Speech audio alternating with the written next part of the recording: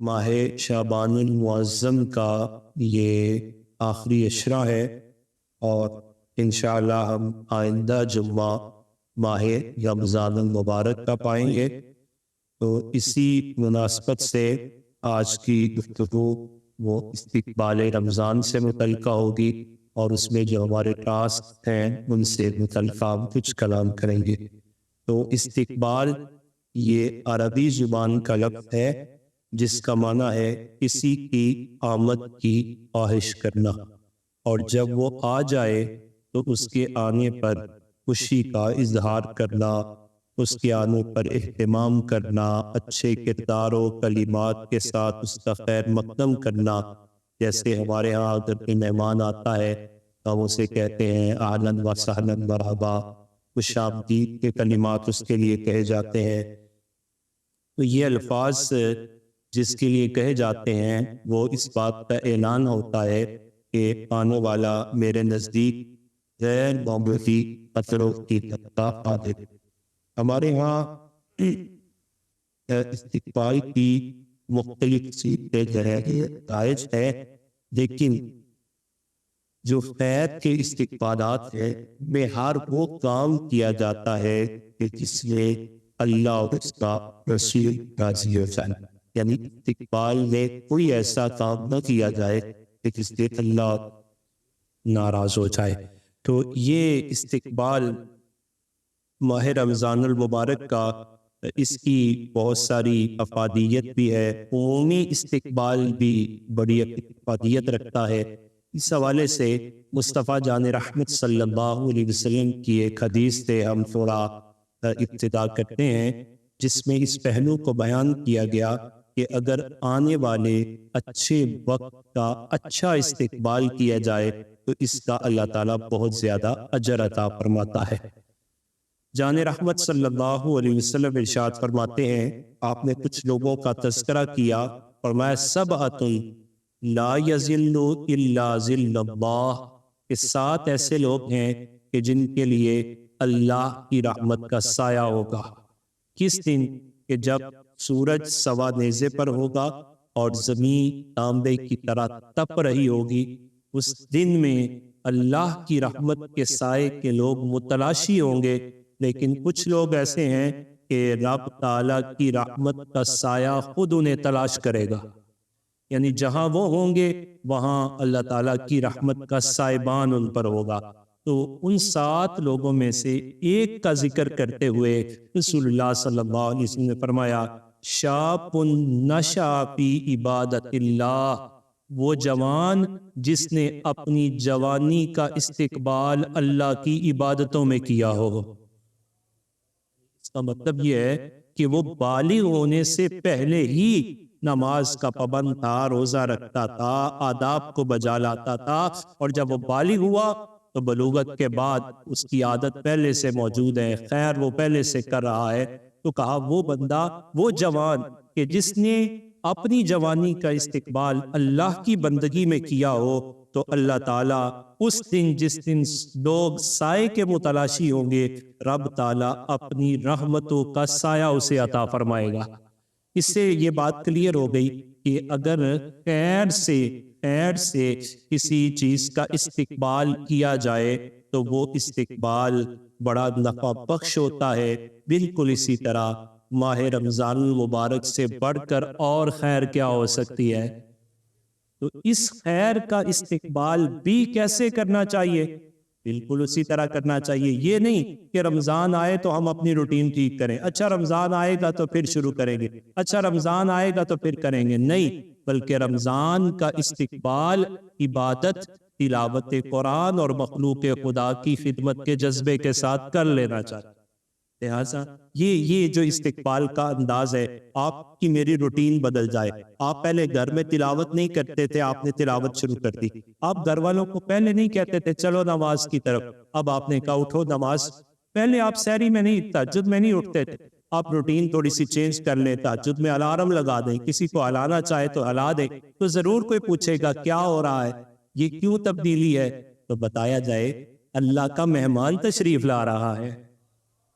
کہ استقبال کی ہم نے تیاری کرنی ہے، اس وجہ سے ہم اپنی روٹین کو کچھ چینج کرنا چاہتے ہیں۔ تو مصطفیٰ جان رحمت صلی اللہ علیہ وسلم نے اس استقبال پر جو موٹیویشن دلائی، اس کا تقاضا یہی ہے کہ بحیثیت امتی ہم اس موٹیویشن کو قبول کریں اور ماہ رمضان کی تیاری کے لیے پورے اہتمام کرنا شروع کر دیں، شوق اپنے اندر پیدا کریں۔ یاد رکھیے حضرت امام غزالی علیہ رحمہ نے ایک بڑی شاندار کتاب آپ نے لکھی جس کا نام ہے احیاء العلوم۔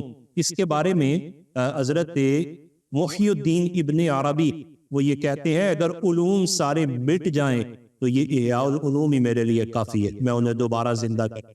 اس کتاب کی خصوصی طور پہ احیاء العلوم یعنی علوم کو زندہ کرنے والی کتاب، حضرت ابن عربی محی الدین ابن عربی یہ کتاب کا مطالعہ مطاف میں بیٹھ کر کیا کرتے تھے کہ علوم کے ساتھ جو انوار و تجلیات اترتی ہیں، ایک اس کے فزیکل الفاظ ہوتے ہیں۔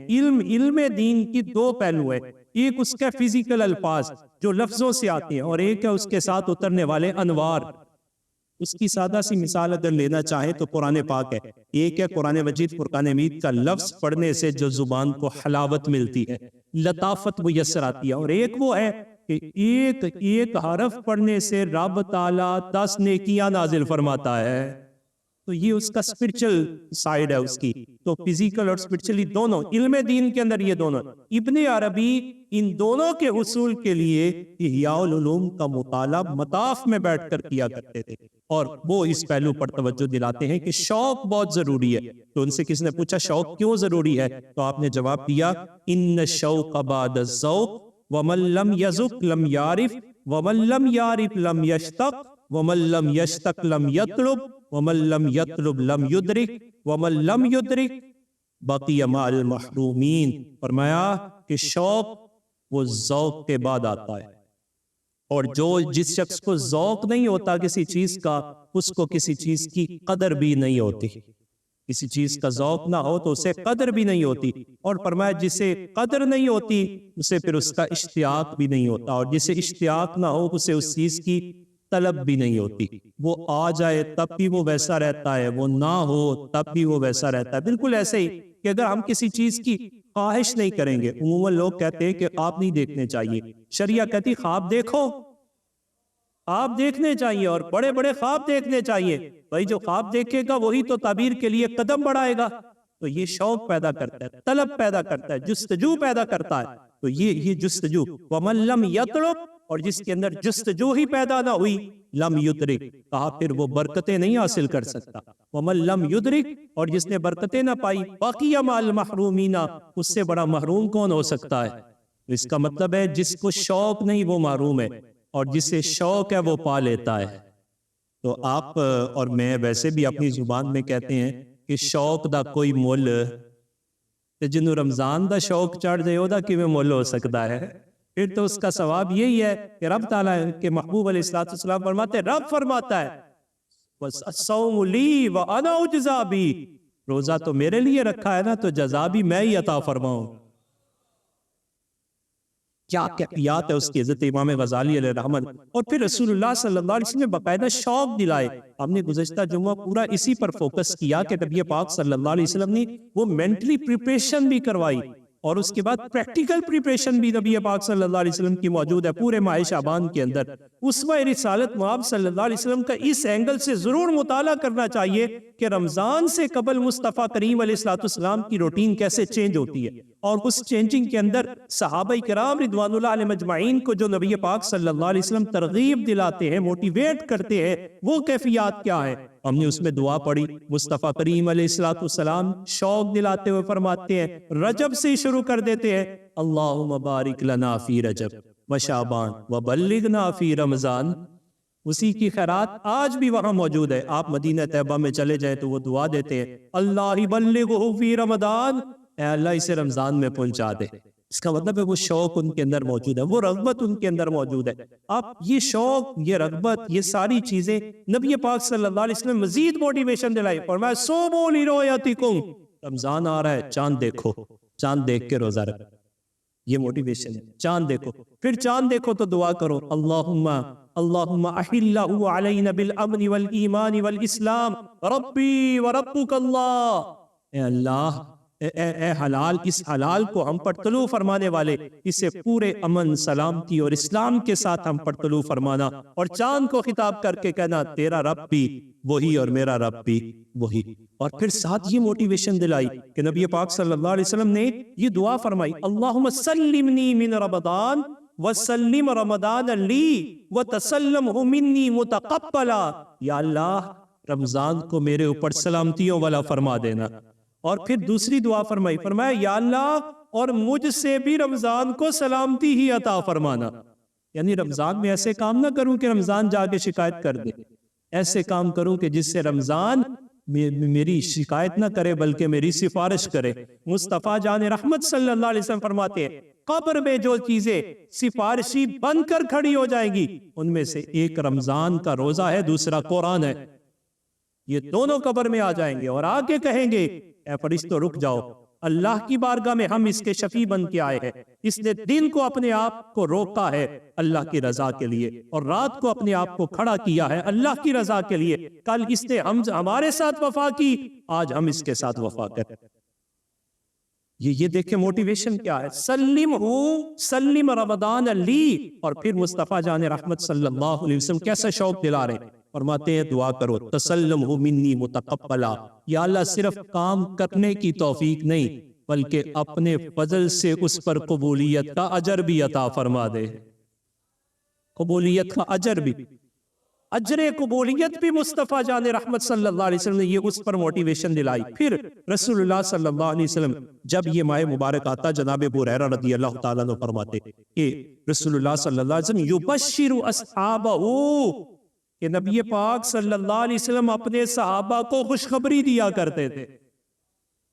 ایک مسکنسپشن کا ازالہ بھی ضروری ہے کہ یہ عموماً ایک میسج چل پڑا ہے اور یہ المیہ ہمارا کہ ہم نے دین کو بھی سارے کا سارا یہ سمجھا ہوا ہے دین وہی ہے جو سوشل میڈیا کے ذریعے آتا ہے کہ جناب جو رمضان کی مبارک دے گا اسے جنت میں داخلے کی مبارک مل جائے گی، نہ جانے اس طرح کے بہت سارے ایسے، بالکل نہیں۔ نبی پاک صلی اللہ علیہ وسلم کی طرف سے رمضان کی مبارک دینا مسنون ضرور ہے لیکن اس پر کسی ایسی قید کو ذکر نہیں کیا گیا، یہ موٹیویشن کے لیے نبی علیہ السلام اس کی خوشخبری کا اعلان فرماتے اپنے صحابہ کو خوشخبری دیتے۔ اب خوشخبری کا انداز کیا ہے، فرماتے اتاکم شہر مبارک، آیا تم پر برکت والا مہینہ آ گیا ہے۔ تو سنت رسول صلی اللہ علیہ وسلم کا احیاء کرتے ہوئے اور اس کی برکت کو پاتے ہوئے میں آپ کو خوشخبری دیتا ہوں جناب آیا رمضان کا مہینہ آیا ہے، بالکل آیا، اتاکم شہر مبارک، تم پر برکت والا مہینہ آ گیا۔ اب شہر مبارک کی تشریح جب محدثین نے فرمائی تو مبارک وہی شے ہوتی ہے، مبارک کے لفظ پر بھی ہم نے ایک تفصیلی جمعہ آپ کے سامنے پیش کیا کہ برکت کا لفظ صرف اسلام کے ساتھ خاص ہے، اسلامک ڈکشنری کے اندر یہ لفظ موجود ہے، دنیا کی کسی ڈکشنری کے پاس برکت کا لفظ موجود نہیں ہے۔ برکت اس چیز میں ہوتی ہے جس میں اللہ راضی ہو جاتا ہے، تو گویا مبارکن اس میں ایسے کام آ رہے ہیں کہ جو کام اللہ کی رضا کو پانے میں بڑے تمہارے لیے ممید و معاون ہوں گے۔ اب مہینہ تو برکت والا ہے، اس کی تشریح و توضیح مصطفیٰ جان رحمت صلی اللہ علیہ وسلم نے فرمائی، فرمایا تفتح فیہ ابواب السماء، اس کے اندر آسمانوں کے دروازے کھول دیے جاتے ہیں، تغلق فیہ ابواب الجحیم، جہنم کے دروازوں کو بند کر دیا جاتا ہے، وتغل فیہ مردۃ الشیاطین، مردود شیطانوں کو جکڑ دیا جاتا ہے، ومن حرم خیرہا فقد حرم، جو بندہ اس میں بھی بلائی نہیں کر سکا تو پھر کبھی بلائی نہیں کر سکا، اس میں بھی بلائی نہیں کر سکا تو اس سے بڑا محروم کیا ہے۔ تو اس پر ایک تمثیل بھی لے لیجئے، اگر بارش ہو رہی ہے، سبحان اللہ، یہ اللہ تعالیٰ کی کتنی مہربانی ہے کہ ماہ رمضان سے ماقبل موسم کی بہار بھی اس نے ایک دفعہ تھا، یہ ٹھنڈی ٹھنڈی ہواؤں کے جھونکے اور کیفیات ماہ رمضان کی آمد پر ایک عجیب قسم کی موٹیویشن پیدا کرتی ہیں۔ مصطفیٰ جان رحمت صلی اللہ علیہ وسلم نے یہ جو لفظ مبارک استعمال کیا، اس پر ایک تمثیل بھی سماعت کیجئے۔ ایک شخص اسے سخت پیاس لگی ہوئی ہے اور بارش بھی ہو رہی ہے اور وہ کہتا ہے مجھے پیاس بڑی لگی ہے، پانی نہیں مل رہا، اس کا مطلب ہے کہ اسے عقل نہیں ہے، وہ بڑی عجیب عقل کے خلاف بات کر رہا ہے. بھئی بارش ہو رہی ہے، پانی برس رہا ہے، اور تو کہہ رہا ہے مجھے پانی نہیں مل رہا. یہ تو بڑی عجیب بات ہے. بالکل اسی طرح ماہ رمضان المبارک کی کیفیات بھی یہی ہے کہ یہ برکتیں نازل ہو رہی ہیں. آپ اگر اس میں اگر کوئی کہے اس وقت اگر کوئی کہنا چاہے تو کہہ سکتا ہے برکت نہیں ہے، برکت نہیں ہے، لیکن ماہ رمضان میں وہ یہ نہیں کہہ سکتا. بلکہ اب کمی کہاں ہے کہ اس نے محنت نہیں کی، اس نے اپنا بانڈا برستی ہوئی بارش کے آگے رکھا نہیں ہے.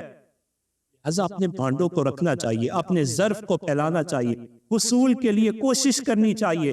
نہر کے کنارے پہ بھی بندہ موجود ہو تو جب تک کوشش نہیں کرے گا، پانی کو کوشش کے ذریعے اپنے لب تک لانا بھی پڑتا ہے اور لا کے پھر حلق کے نیچے اتارنا بھی پڑتا ہے. تو ماہ رمضان جو ہی برکت والا آئے تو یہ نہیں کہ جب بس یہ رمضان آ گیا فارمیلٹی ایک آ گیا، نہیں، بلکہ رمضان آیا تو معمولات میں تبدیلی بھی آئی. وہ جو برکتیں نازل کر رہا ہے ان برکتوں کو سمیٹنے کی کوشش کرنی چاہیے. اور اس سمیٹنے میں جو سب سے پہلا کام ہے، وہ سب سے پہلا کام ہے اپنی ذہنی اور فکری تیاری.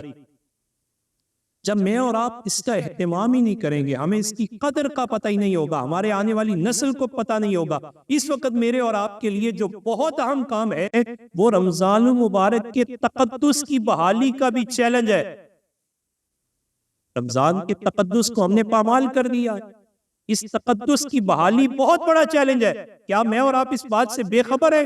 کتنی مرتبہ ہم نے یہ کہانی سنی کہ رب تعالیٰ نے وہ یہودی کا بچہ جس نے رمضان کی تقدس کی خاطر کھانے پینے کو مسلمانوں کے بازاروں میں اور عام حالات میں چھوڑ دیا، تقدس کی بنا پر رب تعالیٰ نے اسے بھی اسلام دیا، اس کی نسل کو بھی اسلام عطا فرمایا، صرف اس کے تقدس کی بنیاد پر. تو میں اور آپ مسلمان ہو کر جناب ہم رمضان کے تقدس کا خیال نہ رکھیں. بالکل چھوٹی چھوٹی ہیں بلا وجہ ہم نے اپنی بیماریاں بنائی ہوئی ہیں اور ان بیماریوں کی وجہ سے ہم رمضان کا روزہ چھوڑ دیں، بلکہ چھوڑا دیں. یاد رکھیے، کیا کسی سے یہ بات پنہا ہے کہ اگر بندہ ایک روزہ رمضان کا جان بوجھ کر چھوڑ دے، ساری زندگی بھی روزے رکھتا رہے، اس روزے کے اجر کو نہیں پا سکتا؟ اتنا بڑا اجر ہے اس رمضان اس ایک روزے کا، اور اس پر وعید بھی بڑی سخت ہے، وعید بھی بڑی سخت ہے.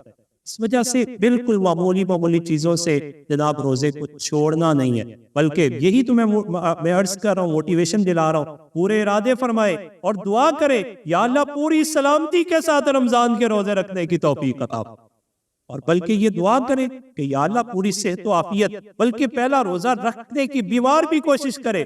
نبی پاک صلی اللہ علیہ وسلم کے ایک فرمان کا مفہوم یہ بھی ہے کہ سومو، کہ روزہ رکھو، روزہ تمہارے لیے شفا بھی بن سکتا ہے، کئی بیماریوں کا شفا بھی بن سکتا ہے. اس وجہ سے ماہ رمضان کے روزے کے لیے اس کی تقدس کی بحالی بہت ضروری ہے. بالفرض اگر کسی نے روزہ نہیں رکھنا، یا وہ بیماری ہے، سخت عذر ہے، اسے اجازت ہے، رخصت بھی دی ہے، سفر پہ جانا چاہتا ہے، رخصت اسے ملی ہوئی ہے، لیکن اس کا یہ مطلب نہیں کہ اب وہ رمضان کے تقدس کو ہی بھول جائے، جانوروں کی طرح کھانا پینا شروع کر دے، اپنے بچوں کے سامنے رمضان کے تقدس کا خیال ہی نہ رکھے. نہ ایسی بات نہیں، بلکہ اسے تقدس کا خیال رکھنا ہے. اسے کھانا بھی ہے تو چھپ کر کھانا. کس لیے چھپ کر کھا رہا ہے؟ کسی کے لیے نہیں، محض اللہ کے ماہ یعنی ماہ رمضان کی قدر و منزلت اور اس کے تقدس کو پیش نظر رکھتے ہوئے. اسی طرح ہمارے یہاں کئی ایسی ہوٹلنگ اور ایسے اہتمام و انصرام ہوتے ہیں، ہم لوگ ان میں ملوث ہو جاتے ہیں. جب تک ہم اس کی حوصلہ شکنی نہیں کریں گے تو یہ تقدس کی بحالی نہیں ہوگی. دوسرا بڑا چیلنج یہ ہے کہ کیا ماہ رمضان المبارک میں اگر بندے کی روٹین ہی نہ بدلے تو پھر اس کا مطلب ہے ہم نے رمضان کی اہمیت کو نہیں سمجھا. مہمان گھر میں آ جائے تو جیسا مہمان آتا ہے اس کے مطابق تیاری ہوتی ہے کہ نہیں؟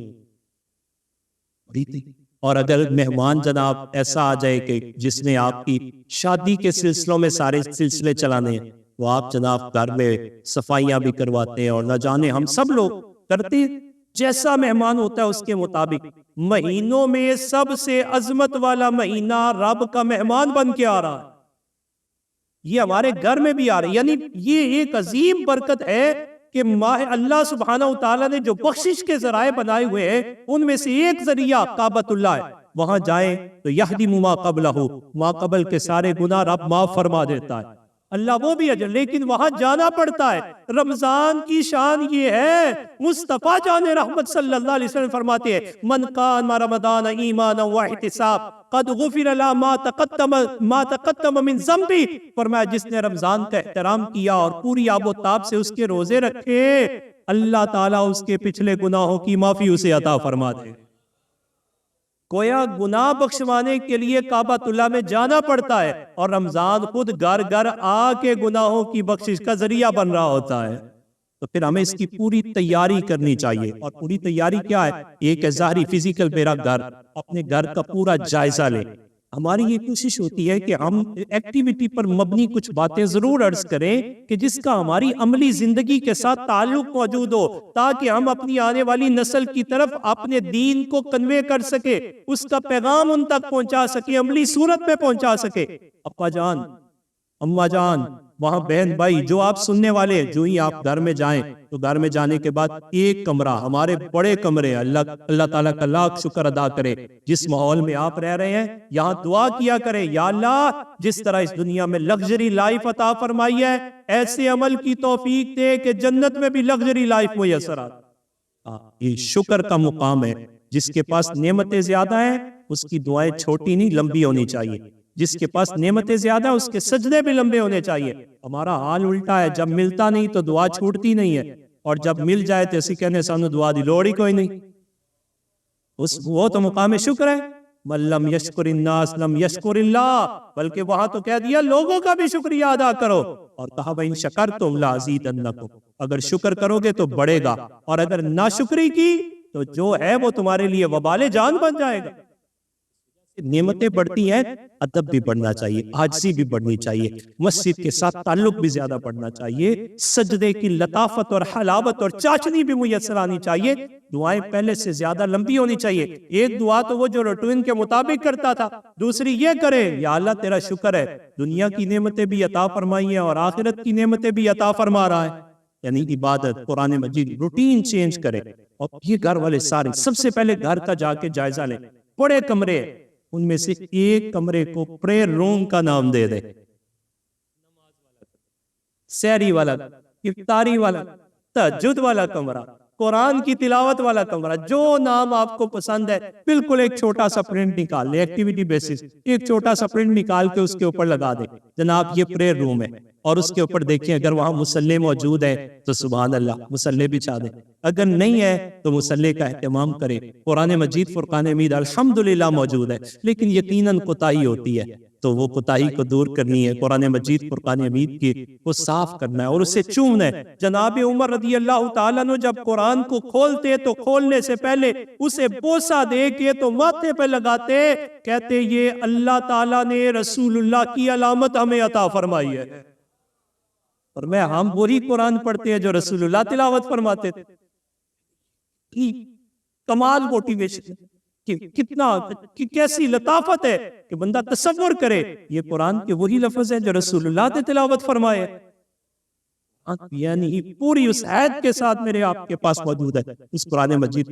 ایک ہے، ایک آن لائن، دو ہے، جتنی افراد ہیں بیٹا آپ نے بھی پڑھنا ہے، بیٹا آپ کو کون سا قرآن پاک آسانی سے آپ پڑھ لیتے ہیں، اچھا اگر آپ سافٹ فارم میں لینا چاہتے ہیں تو میں آپ کو سافٹ فارم میں کوئی ڈیجیٹل لا دوں، آپ اس میں تجوید بھی اپنے ٹھیک کریں، تلفظ بھی اپنے ٹھیک کریں، پھر اس کے بعد میری آپ کی روٹین تھی یقیناً سستی ہو جاتی ہے، تو ہم پہلے نہیں اٹھتے تھے، تو رمضان کے آنے سے پہلے ہی ابھی یہ ایک ہفتہ ہے تہجد کی روٹین بھی بنائے، سبحان اللہ۔ یقیناً بیٹا پوچھے گا، یقیناً زوجہ پوچھے گی، یقیناً کیا ہوا جی میں نے کل جمعہ پڑھنے گیا تھا، بات یہ ہوئی میرا دل چاہا میں اٹھوں، کیوں اٹھ رہے ہو؟ اس وجہ سے کہ رمضان آنے سے پہلے سحری میں اٹھنے کی عادت بن جائے، یہ نہ ہو کہ ہم 2-4 دن سحری کی روٹین ہی ٹھیک کرتے رہے، ہماری روٹین پہلے سے ٹھیک ہو جائے۔ نماز تہجد کے لیے اٹھیں، اپنے معمولات کے اندر تبدیلی، بہت کچھ آپ لا کے دیتے ہیں اپنے بچوں کو، اللہ تعالیٰ آپ کو مزید یہ ساری وسعتیں اور فراخیاں عطا فرمائے۔ اس ماہ رمضان کے لیے بھی تو کچھ لا کے دینا۔ رسول اللہ صلی اللہ علیہ وسلم کے پاس کنز الایمان شریف لے آئے، مشکات شریف لے آئے، آپ حدیث کی کتاب میرات المناجی لے کے آ جائیں، آپ بہار شریعت کتاب ہے وہ لے کے آئیں، چھوٹے چھوٹے مسائل پر مبنی، رمضان کے احکام سے متعلقہ وہاں رکھیں، روزے سے احکام سے متعلقہ رکھیں، وہاں کتاب آپ لازمی رکھیں، قرآن کی محبت سے متعلقہ کتاب رکھیں کہ کچھ چیزیں ہیں کہ اگر میں اپنے لفظوں سے ڈیلیور نہیں کر سکتا تو کتاب بہترین ساتھی ہے، آپ کتاب رکھیں۔ اس پر ایک خاص عرض میں کروں گا کہ آپ 2 کتابیں ضرور رکھیں، ایک جہاں یہ آپ نے رکھنی ہے اس کے ساتھ ماں کی محبت اور باپ کی محبت، وہ بھی ساتھ رکھ، چھوٹی سی لائبریری بن۔ یہ جو ماں باپ میں اولاد میں یہ کمیونیکیشن گیپ آ رہا ہے، اس گیپ کو ختم کرنے کے لیے ظاہر ماں اپنی تعریف خود نہیں بیان کرے، لیکن اب ماں کی محبت، وہ مختار شاہ ہیں، ان کی بہت پیاری کتاب ہے، باپ اس کی بھی، وہ ان کی 2 کتابیں پڑھی، پیغام ڈیلیور کرنے والی کتابیں، اور ماں باپ اور اولاد کے حقوق پر مبنی اور دونوں کو آپس میں قریب کرنے والی کتابیں جب وہاں موجود ہوگی اور آپ بچے کو لا کے بٹھا دیں گے تو یقیناً وہ پڑھے گا تو رب تعالیٰ وہ جو دوریاں ہیں انہیں قرابتوں میں تبدیل فرما دے گا۔ بھائی یہ امید رکھے جب آپ اپنی اولاد کو رب کے قریب کریں گے تو رب تعالیٰ آپ کے بھی قریب فرما دے گا۔ بڑے شکوے ہوتے اولاد دور ہو گئی، جناب کوشش کریں اولاد کو اللہ رسول کے قریب کر دیں، روٹین کو تھوڑا بدلیں، بیٹے کو بیٹا آپ کے پاس سفید سوٹ ہے، میں نے اس دفعہ آپ کو نا جمعے کے 4 سفید سوٹ لے کے دینے ہیں، کون سا کپڑا آپ پسند کریں؟ ٹوپی ہے آپ کے پاس؟ ٹوپی رسول اللہ صلی اللہ علیہ وسلم کی سنت ہے۔ یہ بڑا عجیب، یہ اورینٹلسٹ کی ایک سازش تھی کہ انہوں نے نماز کے تقدس کو ختم کرنے کے لیے نماز کے حلیہ کو بدل دیا۔ ہم سب ہر کام کے لیے ہمارے لیے ڈریسنگ ہے لیکن نماز لئی کوئی ڈریسنگ نہیں، پھر آخر تے اسی کہنے نے اللہ بڑا قبول فرمانا لے۔ حضرت جی تواڈے ادب دا لحاظ کر کے کوئی چیز تانوں پیش نہ کرے تے تسی تے قبول نہیں کر دے۔ بہترین لباس اپنی اولاد کو دے، خذوا زینتکم عند کل مساجد، رب تعالیٰ بیان فرماتا ہے، اللہ فرماتا ہے زینت اختیار کرنا چاہتے ہو تو میرے گھر کے لیے کرو۔ یہ کہانی پرانی نہیں ہے، یہ بالکل تازہ ہے۔ یہ جو بزرگ تشریف فرمائے ان سے پوچھیں کہ جناب ان کی مائیں اور ان کے باپ تو نیا سوٹ ہی اس دن دیتے تھے جس دن جمعہ یا عید ہوتی تھی، کہتے ہیں نواں سوٹ پا کے کوئی کام نہیں کرنا پتر، اللہ دی بارگاہ جے سجدہ کر، اس نے یہ نیا لباس تمہیں عطا فرمایا، تو لہٰذا یہ کرنے کے کام ہے، یہ آپ سب کے اور میرے اور آپ کے سب کے مل کے کرنے کے کام ہے۔ اگر ہم تبدیلی چاہتے ہیں تو تبدیلی محض نعروں سے نہیں آتی، تبدیلی تو اپنے آپ بدلنے سے آتی ہے۔ اللہ تعالیٰ بھی اس قوم کی حالات کو نہیں بدلتا جسے خود اپنے حالات کے بدلنے کی فکر نہیں ہوتی، لہذا فکر کیجئے۔ ٹوپی نبی پاک صلی اللہ علیہ وسلم نے کبھی امامہ کے بغیر امامہ شریف پہنے، اور یہاں ٹوپی پہ لڑ پڑتے ہیں پہننی چاہیے نہیں پہننی چاہیے، اچھا یار آپ نہ پہنو امامہ تو پہنو، چلو کبھی کبھی پہن لیا، ٹوپی ضرور سر ڈھانپ کے، اس کے اندر عاجزی موجود، اللہ سبحانہ وتعالی کی بارگاہ میں اپنی اولاد کو لائے۔ اور پھر ایک اور کام اگلا، تسبیح بھی ضرور پکڑو۔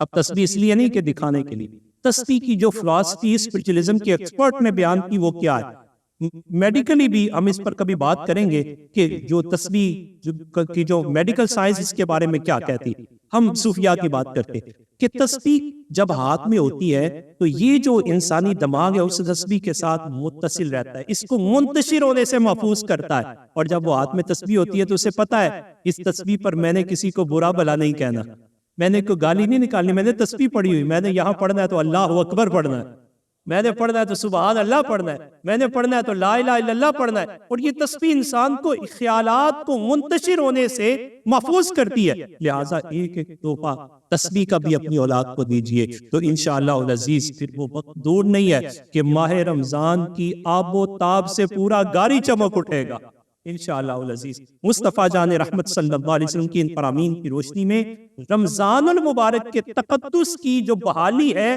اس چیلنج کو بھی قبول کرے۔ ہم نے یہ سمجھا ہوا ہے کہ دین سارے کا سارا ہم نے ٹی وی سے سیکھنا ہے، دین کے لیے سیلیبریٹیز چاہیے، دین کے لیے کوئی ایکٹریس چاہیے، کوئی ایکٹر چاہیے، مسئلہ پوچھنے کے لیے ہمیں کوئی بہت بڑا ٹی وی پر سب سے زیادہ جو فیمس ہو وہ بندہ چاہیے۔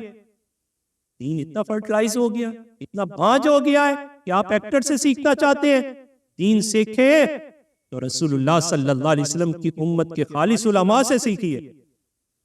جب ایکٹرس سے دین سیکھیں گے تو لفظ تو آ سکتے ہیں. میں نے پہلے ابتدا میں عرض کی کہ دین کا علم وہ ہے، یہ لفظوں کا نام نہیں ہے، اس کے ساتھ تو انوار و تجلیات سینے میں اترتے ہیں. تو جس کی صحبت آپ کے قلب میں تبدیلی پیدا نہ کرے، سمجھ لیجیے یہاں الفاظ تو موجود ہے لیکن روحانیت موجود ہے. لہذا اسی وجہ سے قرآن نے کہا یا ایھا الذین آمنوا اتقوا اللہ وکونوا مع الصادقین. والو تقوی اختیار کرو، سچوں کے ساتھ ہو. جو آپ بھی یہ بات جانتے ہیں ورچوئل کام اور ہوتا ہے اور لائیو کام اور ہوتا ہے. جناب یہ لائیو کام کرے، اور لائیو کام کا کتنا بہترین موسم آنے والا ہے. صبح آپ نے روزہ رکھنا ہے تو روزہ رکھ کے فوراً مسجد میں آ جانا. مسجد میں آنے کے بعد فجر کی اذان نماز میں دعا لمبی کرے. سب سے پہلے جس نے روزہ رکھا شکر ادا کرے، یا اللہ ماہ رمضان عطا. ذرا ایک لمحہ آنکھ بند کر کے پیچھے دیکھیں کتنے لوگ تھے جو پچھلے سال ہمارے ساتھ تھے، آج نہیں ہے. ایک روزے کا اجر نہیں ہو سکتا. یہ کیس بھی مصطفیٰ جان رحمت صلی اللہ علیہ وسلم کی بارگاہ میں پیش ہوا. ایک بندہ جہاد میں شہید ہو گیا اور دوسرے نے لمبی عمر پائی. لوگوں نے کہا جہاد والے کا درجہ زیادہ ہے. رسول اللہ نے سوال کیا، فرمایا اس نے رمضان پایا؟ عرض کیا گیا بتاؤ پھر رمضان کدھر گیا؟ رمضان کدھر گیا؟ حضور نے اتنی موٹیویشن دلائی. اس وجہ سے پہلے فجر کی دعاؤں کو لمبا کرے، لمبی دعائیں. ان میں مصطفیٰ جان رحمت صلی اللہ علیہ وسلم جو خصوصی دعا فرمائی، اللہم بارک فی صبح امتی، اللہم بارک لامتی فی بکورہا. یہ دعائیں کریں اور اس کے تقدس کا چیلنج ضرور آپ نے قبول کرنا ہے. گزشتہ سال میں بھی مغربی افکار، میڈیا، یہ ساری چیزیں رمضان کا تقدس ختم کرنا چاہتی ہیں. بے حیائی رمضان میں بھی عام ہے. لوگ بازاروں کی طرف بازار سج جاتے ہیں.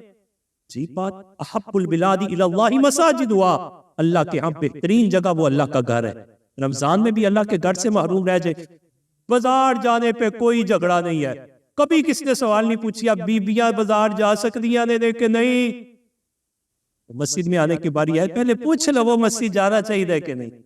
بھئی جہاں جھگڑنا چاہیے تھا وہاں تو جھگڑے نہیں، اور جہاں آپ کو آنا چاہیے تھا وہاں آپ نے سوال کھڑے کر دیے.